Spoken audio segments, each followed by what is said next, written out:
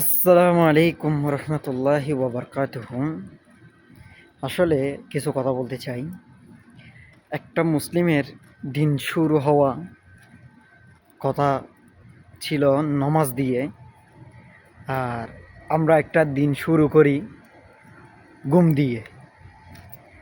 আসলে একটা প্রকৃত মুসলমানের দিন শুরু করার নামাজ দিয়ে, কারণ নমাজই হচ্ছে সর্বোত্তম পথ দেখানোর রাস্তা।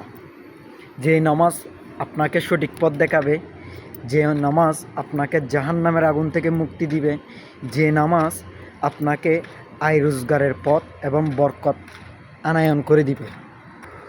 আমরা আসলে সেই দিনটা খুঁজি না, আমরা খুঁজি এমন একটা দিন, যে দিনটা আমরা ঘুমের মধ্যে দিয়ে কাটাই দিতে পারবো, আমাদের কোনো টেনশন থাকবে না, এরকম একটা দিনেই আমরা খুঁজি।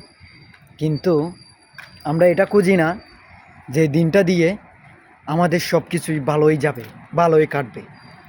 সেই দিনটা হচ্ছে নামাজ। আপনি ফজরের নামাজটা দিয়ে দিনটা দেখিয়ে স্টার্ট করেন, ইনশাল্লাহ আপনার কোনো কাজই কি বিফলে যাবে না। ইনশাল্লাহ আপনার সব কাজ সঠিকভাবেই হবে, এবং আপনার দিনটা এত পরিমাণ যে ভালোভাবে যাবে, যেটা আপনি কল্পনাও করতে পারবেন না। তো সবাইকে নামাজ পড়ার জন্য অনুরোধ থাকবে, অন্তত ফজরের নামাজটা পড়ে আপনি দিনটা শুরু করুন বিসমিল্লাহ বলে।